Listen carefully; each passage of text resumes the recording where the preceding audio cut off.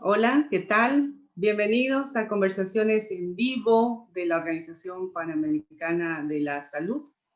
Soy Sandra Mayo, los voy a acompañar, comunicadora para la salud, y en toda esta hora vamos a estar conversando sobre cómo abordar las políticas de protección a las poblaciones en situaciones de vulnerabilidad en el contexto del COVID.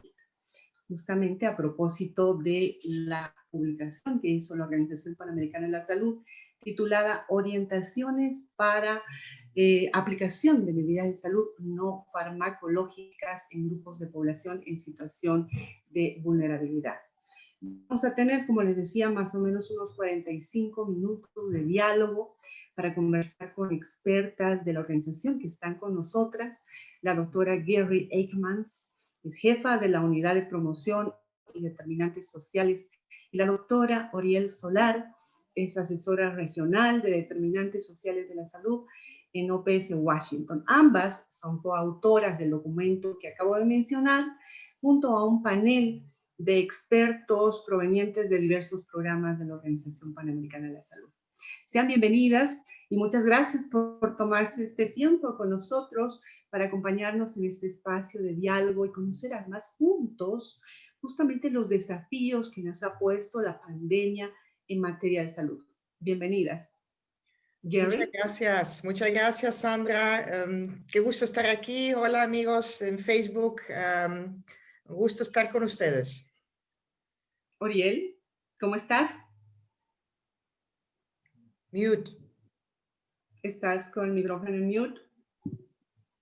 Bueno, muy bien, gracias. Acá muy contenta de este espacio de intercambio, ¿cierto? Y por lo tanto de esta iniciativa. Perfecto.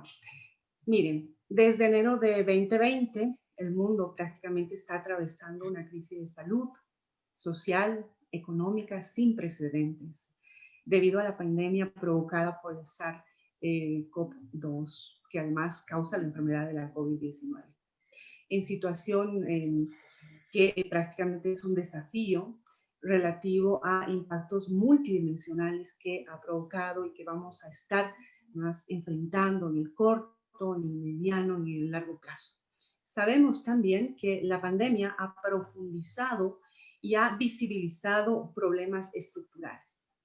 En todo el mundo y en las Américas, que no ha sido la excepción, la respuesta a la pandemia ha adquirido que los estados apliquen algunas medidas de salud pública que han tenido un impacto sobre determinados grupos de población sociales respecto de otros, y en algunos territorios, por ejemplo en los territorios indígenas, poniendo de relieve las desigualdades sociales, económicas y de salud ya existentes en la región. Estas medidas de salud pública, denominadas por la Organización Panamericana de la Salud como no farmacológicas, han sido desde cuarentenas, confinamientos, cierre de escuelas, cierre de espacios laborales, hasta la promoción de la higiene de manos, entre otras.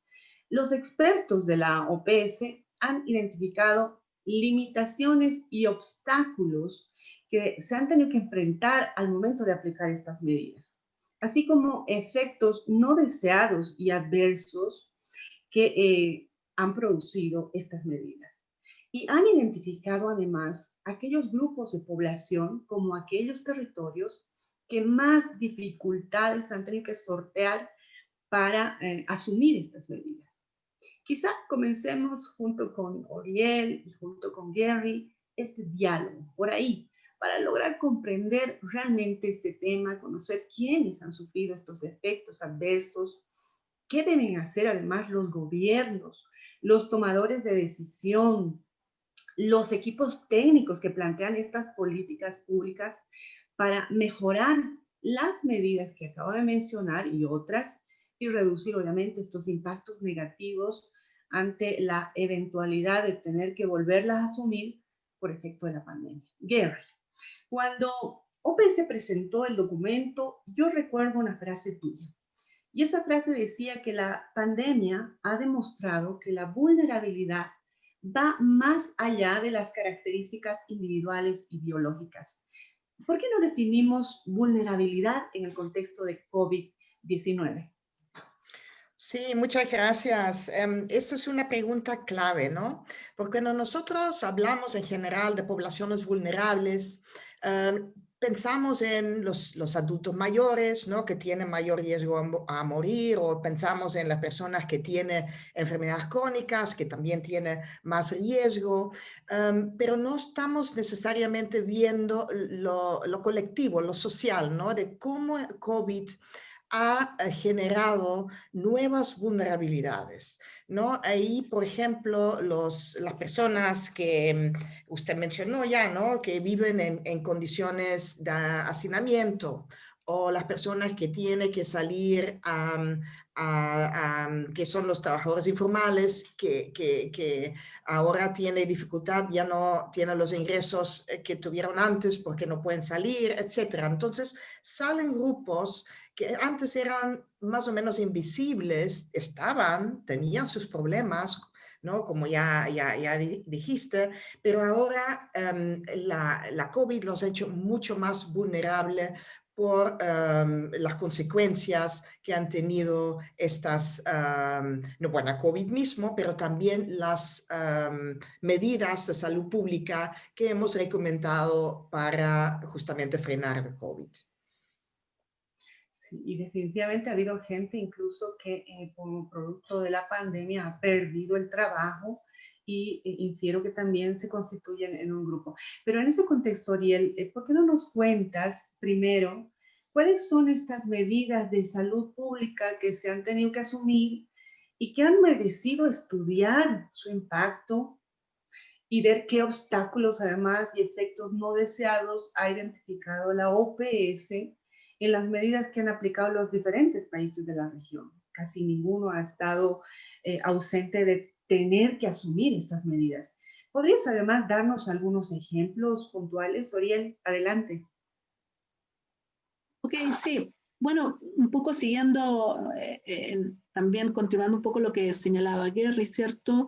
Nosotros nos encontramos que diseñamos intervenciones y vemos la efectividad de ellas, no solo por el contenido o la acción asociada, sino en el contexto en el cual se aplican, ¿no?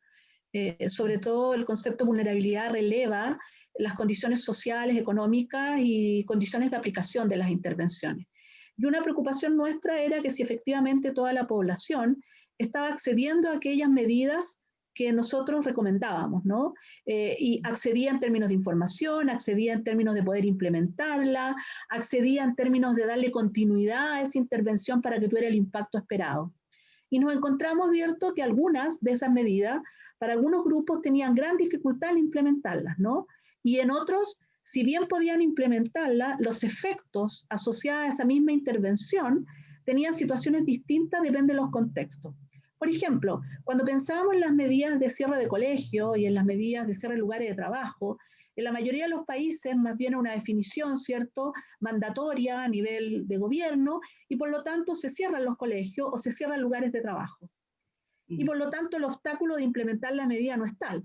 Pero los efectos, ¿cierto?, en los entornos familiares con respecto a lo que es la carga del cuidado y la continuidad del trabajo, o lo que significa para el cierre de muchos lugares de trabajo la pérdida de empleo, tiene un impacto distinto, depende de ciertas condiciones sociales en las cuales esos grupos se insertan, en términos económicos, en términos de redes sociales, de capital social. Y por otro lado, ¿cierto?, por lo tanto traían efectos, ¿cierto?, no deseados o adversos.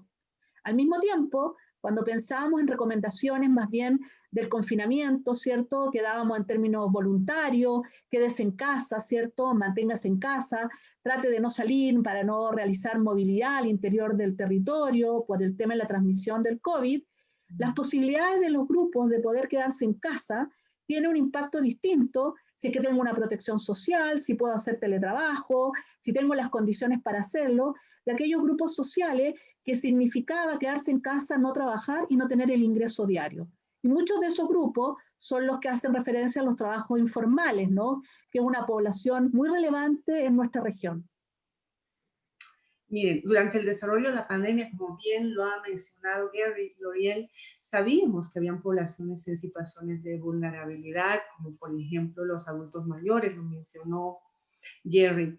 Pero a medida que se aplicaron estas acciones que tuvieron que asumir los gobiernos, también se fueron identificando muchos más grupos de población en esa condición y que se vio además impedida, como bien lo decía Oriel, de acatar estas medidas. Por ejemplo, el confinamiento o el distanciamiento físico o el tema del lavado de manos. Gary, ¿podrías tú explicarnos qué grupos de población o territorios han experimentado y experimentan en este momento estas barreras de acceso y se ven impedidas de aplicar estas medidas preventivas en la actualidad, hace algunos meses y probablemente en el futuro? Sí, muchas gracias. Si vamos a entrar por las barreras, ¿no? ¿Cuáles han sido los obstáculos para, por ejemplo, el lavado de manos, ¿no? Cuando decimos a las personas, y eso ha sido un mensaje fuerte desde el comienzo, ¿no? A todos niveles, que hay que lavarse las manos con agua, jabón, por 60 segundos. Este mensaje para una población que vive en áreas donde no hay agua, o porque no pueden pagar el agua, porque viven en zonas secas, o viven en zonas donde no llega la tubería. Entonces, para estas personas, el mensaje de lavarse las manos con agua, jabón por 60 segundos no es aplicable o es muy difícil. Entonces, ahí es donde justamente hay que buscar, hay que entrar, hay que ver qué más hay que hacer. Vamos a hablar esto un poco más adelante. Y lo otro tiene que ver, como dijo Riel, con las consecuencias, ¿no? Hay grupos que sufren las consecuencias del quedarse en casa mucho más que otros, ¿no? Cuando hay una familia, por ejemplo, que vive, ¿no?, en un cuarto 3 por 3 metros con una familia extendida, obviamente el quedarse en casa tiene otra connotación para una pareja que vive en una casa grande, que tiene espacio, tiene los recursos. Entonces cuando pierde, ¿no?, los ingresos, cuando viven en situaciones tan complejas, y en el peor de los casos cuando ya hay tema de salud mental o hay una persona violenta en la familia, un problema de adicción, obviamente estos grupos sufren las consecuencias muchísimo más que otros. Eso es nada más un ejemplo, así hay muchos otros ejemplos, pero esto es un poco las realidades que en la pandemia, algunos inmediatamente lo pudimos ver, como el tema de agua, pero otros, ¿no?, cuando más dura en el tiempo la pandemia, cuando hemos tenido que la relajar y retomar, ahí es justamente donde la gente está sufriendo más y más, ¿no? Entonces, eso es un poco, son algunos ejemplos. Retratemos experiencias que sean realmente ilustrativas para comprender esto y que menciona Gary. Oriel, te voy a convocar a que, por ejemplo, nos des algunas experiencias que nos permitan identificar estos problemas, estos obstáculos que han sorteado, por ejemplo, los trabajadores migrantes o las personas que viven del comercio informal o los territorios indígenas, como bien lo decía Gary. ¿Qué podrías contarnos de experiencias puntuales en estas poblaciones, de acuerdo al estudio, además, que recientemente ha publicado la OPS? Bueno, yo creo que en general, quizás algo que es transversal a lo que pasa en toda la región, hay dos temas centrales, ¿no? La debilidad o la carencia de los sistemas de protección social, y en segundo lugar los temas de la calidad del empleo, ¿no? Y en tercer elemento central el eje de los procesos migratorios. Entonces, estos temas que hemos estado hablando no están aislados, no es que unos tengan algunas cosas y otros, sino que hacen sinergia, hay una interseccionalidad de estas situaciones, entran todas en conjunto. Entonces, nosotros nos encontramos, por ejemplo, varios ejemplos y vimos incluso iniciativas muy interesantes desde las mismas organizaciones buscando una respuesta, como es la realidad, por ejemplo, las trabajadoras trabajadoras domésticas o asesoras de casa particular, ¿no?, que pertenecen en gran parte de la región a los trabajadores informales, una gran mayoría son mujeres, tienen muchas una condición de migrante, a veces en una situación, digamos, en situación de proceso de formalización, y que por lo tanto casi el 70% de ella en la región quedó sin empleo, sin ingreso, con situaciones de impacto con respecto al lugar de arriendo, de vivienda, de acceso a alimentación, con impacto vinculado incluso al tema a su familia de origen en términos de impedir, digamos, la transferencia de remesa, y por lo tanto tú te encuentras con carencia de sistemas de protección social y por lo tanto acceso a los test o a los diagnósticos oportunos, y por lo tanto encuentras, digamos, una suma, ¿no? Una sinergia, una potencialidad, una serie de situaciones de inequidad previa, pero que se asocian a ciertas condiciones que está planteado a través de la pandemia. Y en ese es el momento que nosotros hablamos de estos grupos en situación de vulnerabilidad, ¿no? Ese es un ejemplo característico y que también, si analizamos los trabajadores, digamos, muchos de la población indígena, ¿cierto? Pueblos originarios en la región, tenemos no solo las comunidades, digamos, más confinadas, ¿cierto? Que implica aislados, sino que mucha de esa población que se transporta o se migra hacia la urbe vive en asentamientos informales, ¿no? Y la situación, digamos, de la pandemia con respecto a sus prácticas, a la implica volver a sus comunidades, con la restricción asociada a la movilidad, implicó situaciones muy críticas para esos grupos en varios de los países de la región. Eso significa que varios de los problemas que tú has mencionado son problemas que existían, sobre los cuales han habido avances en los últimos años, pero también la pandemia nos ha demostrado que siguen siendo un desafío en la región.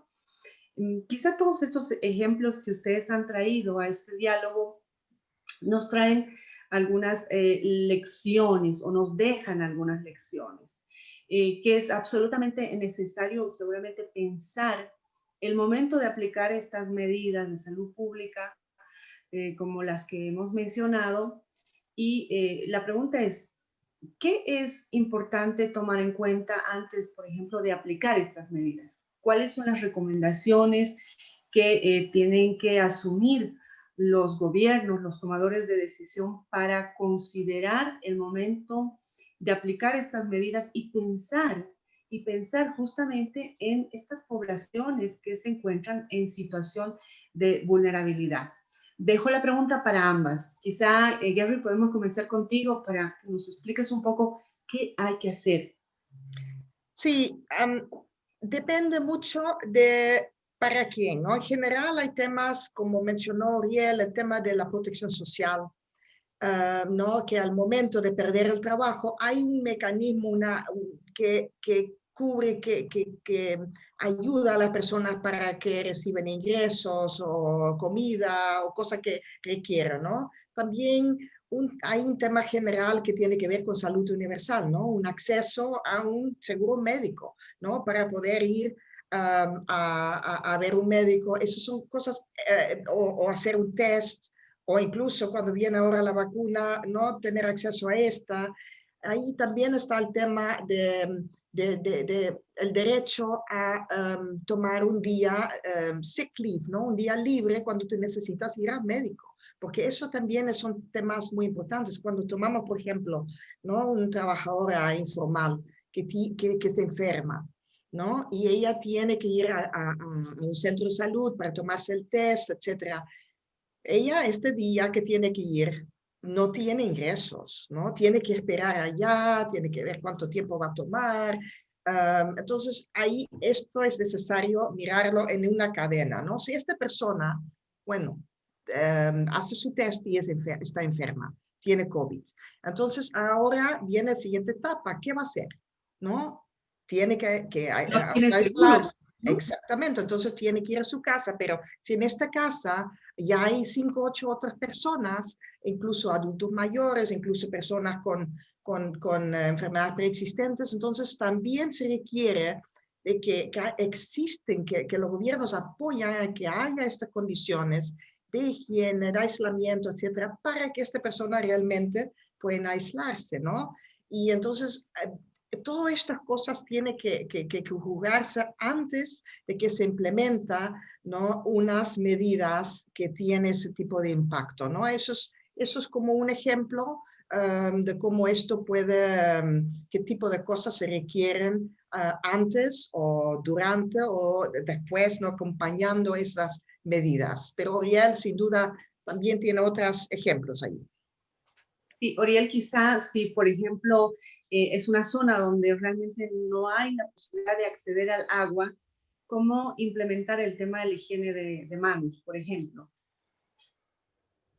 Bueno, yo creo que claramente, ¿cierto? En la guía, ¿cierto? Se proponen distintas alternativas, ¿no? En algunos lugares tiene que ver con la provisión y la vía de acceso al agua y por lo tanto son los mecanismos en términos de distribución del agua en esas comunidades o establecer algunos mecanismos en términos de distribución, ¿cierto? Que los mismos gobiernos locales pueden jugar un rol preponderante. En muchos espacios con respecto al agua existen asociaciones o grupos que están organizados y hay que buscarles mecanismos de distribución. Sobre todo asegurar a aquellos que tienen quizás más bien cuarentenas obligatorias y que implica un aislamiento importante, cómo asegurar esa provisión de agua en términos regulares, ¿no? Que tiene que ver con la continuidad. Ahora, en ese sentido, ¿cierto? Yo creo que la pregunta que uno hace, y sobre todo cuando está pensando en temas de equidad, ¿cierto? En la región, es que cuando hacemos recomendaciones, la pregunta es, ¿cuáles son las condiciones que se requieren para que esas recomendaciones puedan ser efectivas, ¿no? Puedan ser implementadas. Y por lo tanto, ¿cómo reconocemos que hay heterogeneidad en términos de diversidad de necesidades en las distintas poblaciones? Tenemos distintos contextos donde las cuales hay que aplicarla y también complejidades importantes, un poco lo que hemos visto, ¿no? Muchas de las medidas necesitan no es solo el accionar o la decisión de salud, necesita la coordinación del trabajo y la colaboración y el trabajo conjunto y planificación con otros sectores. Entonces, en la guía también damos orientaciones con respecto a cómo prepararnos para poder implementar las medidas, ¿no? No solo uno saca la recomendación y la distribuye, no la informa, sino que prepara las condiciones para que esas medidas puedan ser implementadas, ¿no? Y por lo tanto, ese es un aspecto central. Ahora bien, importante mencionar el tema de la multisectorialidad. Pero hay un elemento central y es la comunidad. Y son propiamente estos grupos. ¿Cómo podríamos, por ejemplo, involucrarlos a ellos, involucrar a la comunidad en general, para que justamente ellos también asuman una participación en este proceso, también puedan ser parte de esta toma de decisiones y quizá en ese sentido, de acuerdo al estudio, ustedes puedan ejemplificar algunas prácticas que nos permitan saber si realmente es posible reducir el impacto sobre ellos. ¿Es posible, Oriel? Sin duda, los temas de participación no tienen que ver solo, digamos, con una razón política o demanda social, sino que porque hay un saber que contribuye a tener mejor eficiencia técnica, ¿no? Y el tema de la pandemia y las intervenciones no es solamente un tema técnico, es un tema que tiene que ver con vincularse y estar asociada, digamos, a las necesidades de la población y quién más que las comunidades propiamente tal saben respecto a aquello. De una otra manera, nosotros vimos también en la región que en muchos lugares donde hubo una respuesta más tardía o hubo insuficiente capacidad para dar, digamos, los soportes necesarios, en espacios, las mismas organizaciones, ciertos comunitarias, sociales, se organizaron, ¿no? En la búsqueda de poder distribuir alimentación, poder dar soporte a las comunidades y a los grupos, digamos, más aislados o a las familias que estaban en una situación de mayor desprotección. Y por lo tanto yo creo que la participación siempre es un plus, ¿no? Y siempre debemos considerarla no solo al momento de implementar las medidas, sino también al momento de diseñarlas, ¿no? Gary, ¿tú tienes algunos ejemplos de en los 10 meses que ya hemos pasado de pandemia, 11, ¿tienes algunos ejemplos de comunidades de práctica donde este tema de la participación de la comunidad haya sido relevante y haya además arrojado resultados importantes justamente para mitigar los impactos? Sí, pero yo creo que hay un tema muy importante aquí. Yo creo que hay que ver un poco dónde están las responsabilidades, ¿no? Yo creo que en primera instancia, si un gobierno decide implementar una medida de salud pública, por ejemplo, cerrar los servicios y las tiendas, etcétera, no esenciales, ahí también toca a este gobierno justamente adelantar, buscar cómo lo va a implementar a nivel local, en sus comunidades, y ahí trabajar con esas comunidades, como dijo Rian, ¿no? Para hacer que realmente esta medida se hace aplicable a nivel local a esas comunidades. Entonces yo creo que esta responsabilidad es muy importante. Justamente lo que hemos visto es que cuando los gobiernos han tenido dificultades, ¿no?, en proteger a todos, cuando no han llegado a tiempo los bonos, cuando, ¿no?, las personas, ¿no?, en algunos países han hecho trabajos excelentes, ¿no?, donde a muchas personas han podido incluir en la protección social, seguridad social, etcétera. Pero en algunos casos ha sido muy lento, ha sido más difícil. Entonces ahí, como respuesta, las comunidades se han organizado. Estamos viendo que, por ejemplo, estas ollas, cocinas comunitarias, que era un tema que hubo mucho en el pasado en la región, ahora nuevamente están surgiendo en muchos países. Entonces ahí es donde la comunidad se organiza y en solidaridad trabajan con los vecinos y se ayudan entre ellos, ¿no? Hemos visto un ejemplo muy interesante en Panamá, donde los pescadores fueron a pescar y después al final compartieron su pesca con el pueblo, ¿no?, con la gente que estaba más afectada. Pero yo creo que el tema aquí es que la respuesta de la responsabilidad siempre tenemos que colocar donde tiene que estar, ¿no? En los gobiernos nacionales, a niveles locales y justamente con esta intersectorialidad que esta respuesta requiere. Les propongo ir a algunas preguntas del chat que las voy a leer en este momento. Aquí llega una que dice: ¿cómo debieran trabajar los gobiernos y los tomadores de decisión la planificación de las medidas de salud pública no farmacológicas que menciona la OPS? Más, dice, cuando la mayoría de los gobiernos solo se asesoraron con comités de expertos y no convocaron a los sectores involucrados. Jerry, ¿podrías responder esta pregunta? Sí, yo creo que primero lo que hemos visto en esos meses, en esos 9 meses, es que yo diría los gobiernos han buscado justamente esta intersectorialidad que antes era tan difícil. Siempre hemos hablado de esto, que es necesario, ¿no? Para tener salud hay que trabajar con educación, hay que trabajar con seguridad social, hay que trabajar con trabajo, etc. Pero ahora ha ocurrido, ¿no?, por la pura necesidad también que ha implicado la pandemia. Estas, las medidas y el liderazgo, yo diría, de la respuesta ha sido a un nivel muy alto. En muchos países han sido justamente los presidentes que tomaron el liderazgo y entonces ahí salió esta intersectorialidad tan importante. Entonces yo creo que eso es un tema muy interesante que está ocurriendo y que tiene también muchas posibilidades hacia el futuro y quisiera que Oriel también hable un poquito más de esto.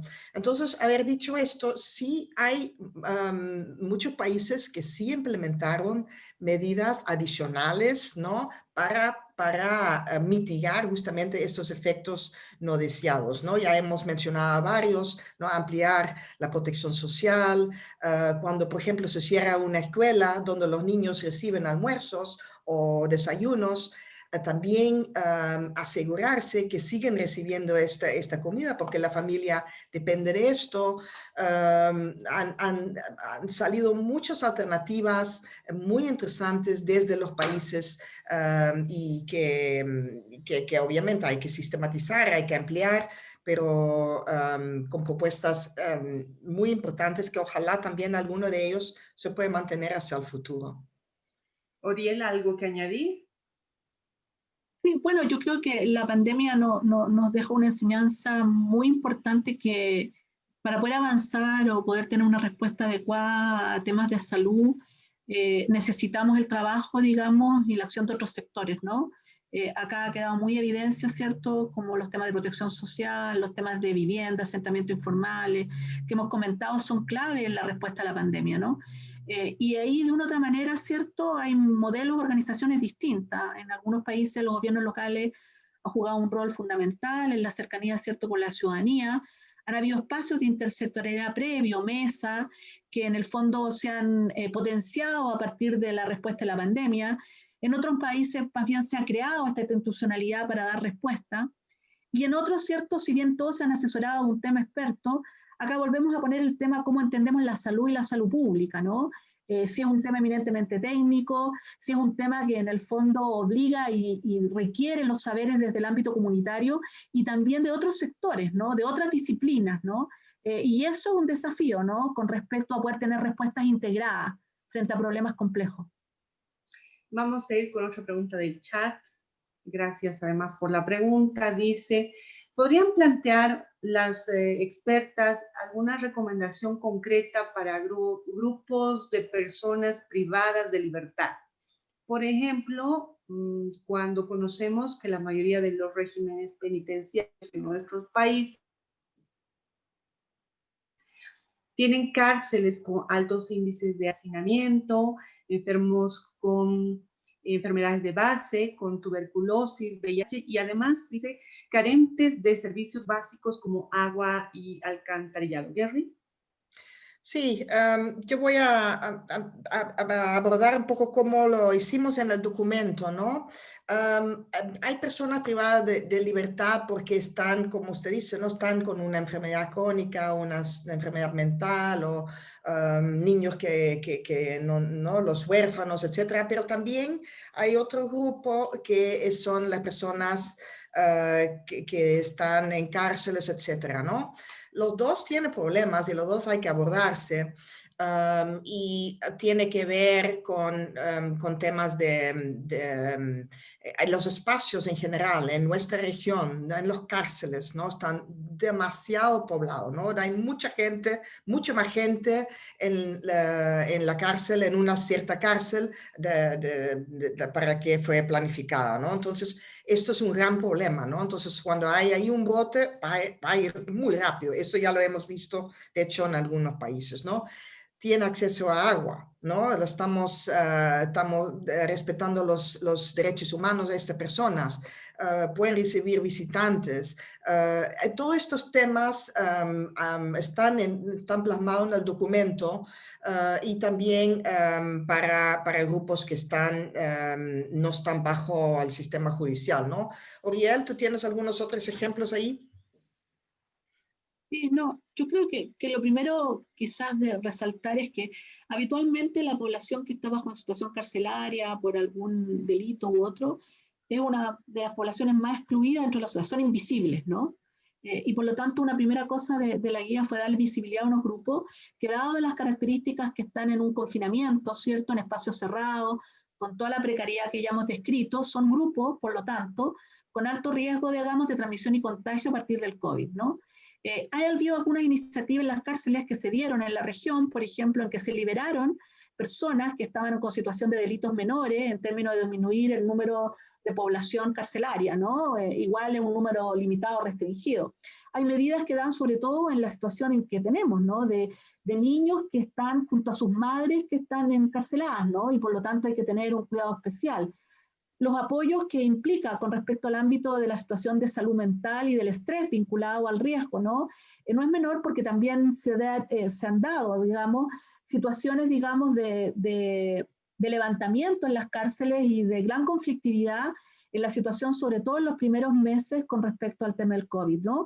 Hay recomendaciones con respecto a cómo asegurar una provisión de agua, dar seguimiento, cómo asegurar un mecanismo de contacto, dado que no hay posibilidad de visita a través de ciertos mecanismos online, ¿cierto? Que no necesariamente son de grandes recursos y que descongestionan cierta atención que en esos espacios son más críticos, ¿no? Y sobre todo corresponde a población con alta vulnerabilidad, a veces con gran, digamos, exclusión social en términos de historia, en sus territorios y por lo tanto de gran riesgo, digamos, de situaciones de brote de violencia y de situaciones, digamos, de gran dificultad de abordaje, ¿no? Retomemos un tema importante del documento. El documento hace referencia a los determinantes sociales de la salud. Quizá ambas podrían explicar aquello y cómo es aplicado en la práctica local. Gary, ¿tienes la palabra? Sí, creo que lo primero que hay que definir un poco, ¿no? Porque los determinantes sociales de la salud puede ser un término complejo, ¿no? Para muchas personas.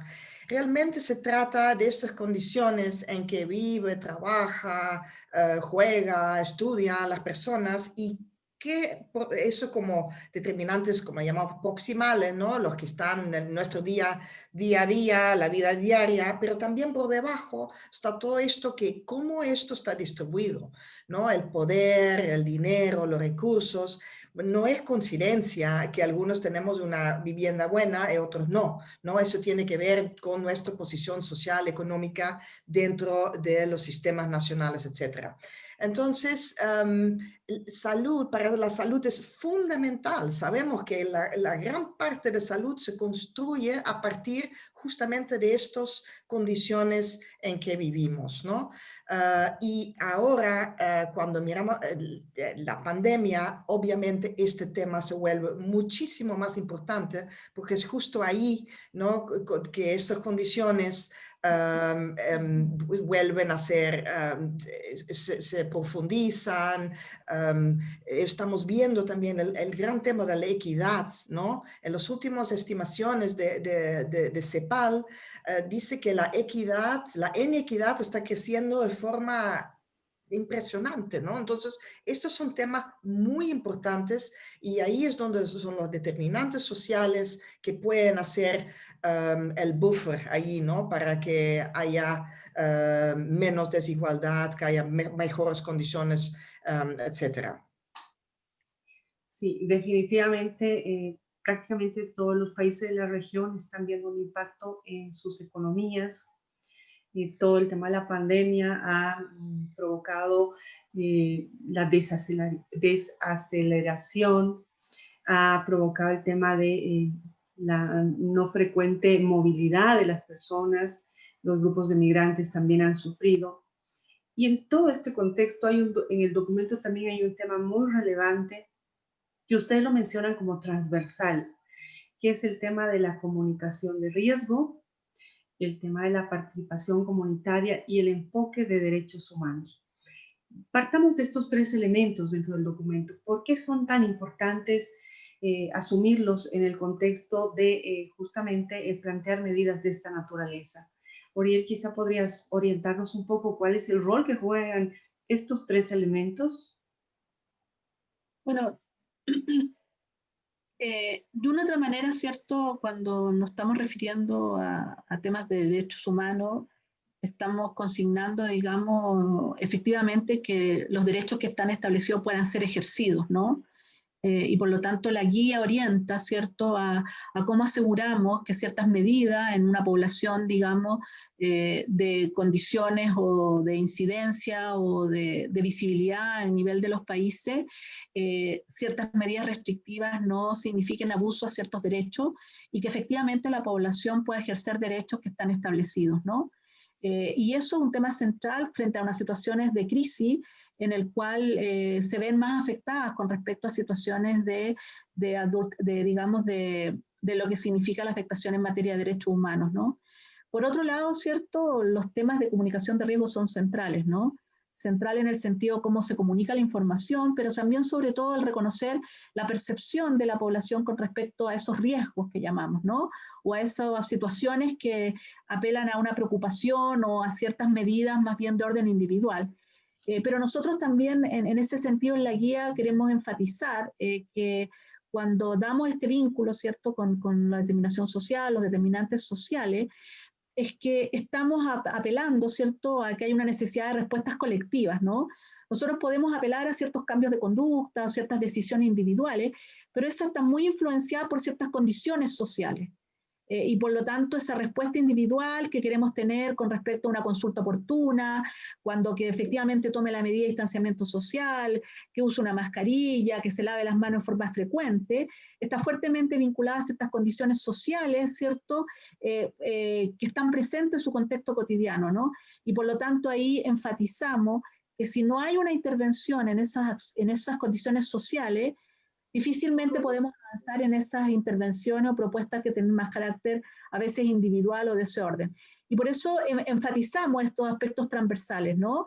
Y que por lo tanto cruzan para todas las medidas, o sea, para las medidas desde lavado de manos, ¿cierto?, con agua y jabón, hasta la medida de confinamiento, hasta el control de los espacios, digamos, de espacios abiertos y no aglomeración, etcétera, ¿no? Perfecto. Vamos a volver al chat. Carlos Van der Laat nos pregunta lo siguiente, y gracias por tu pregunta, Carlos. ¿Cómo se trabaja el tema del estigma contra migrantes, pueblos indígenas y otros desde la OPS? Gary, ¿quieres Sí, responder a Carlos? sí, gracias. Hola, Carlos. Sí, no, el tema de estigma es importante. No sé si han visto que la OPS ha organizado unas reuniones de alto nivel, tanto con representantes de grupos indígenas y también con grupos de afrodescendientes. Eso fue en las últimas semanas, justamente para ver cuáles son estos temas, el tema del estigma, el tema de cómo tenemos que comunicar, ¿no? Lo que ya dijo Oriel, ¿no? De comunicación de riesgo.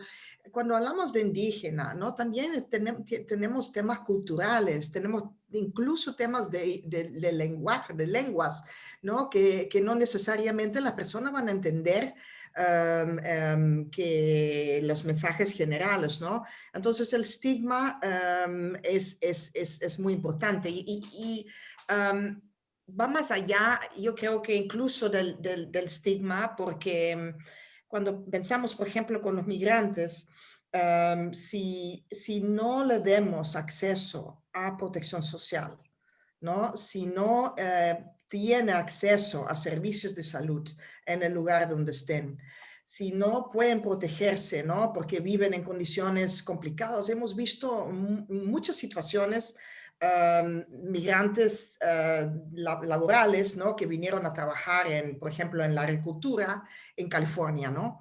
Donde de repente hubo brotes porque las personas trabajan y viven en situaciones muy adversas, ¿no?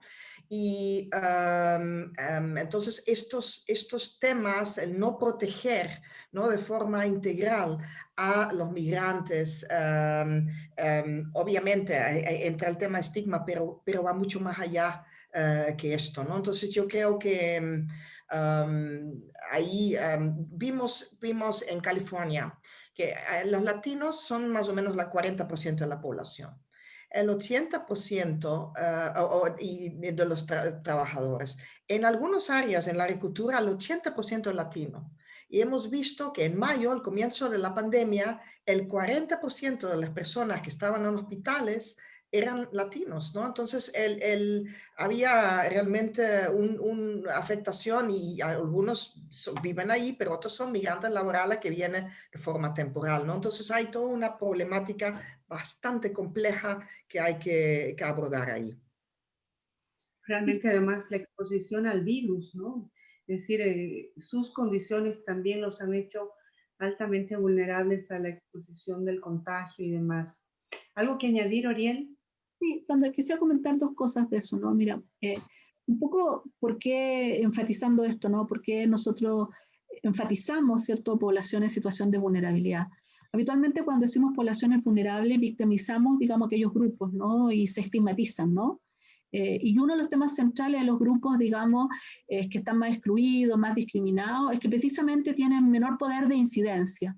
Y por lo tanto, todo mecanismo y toda intervención que empodera a dichos grupos le dan una tribuna distinta, ¿no?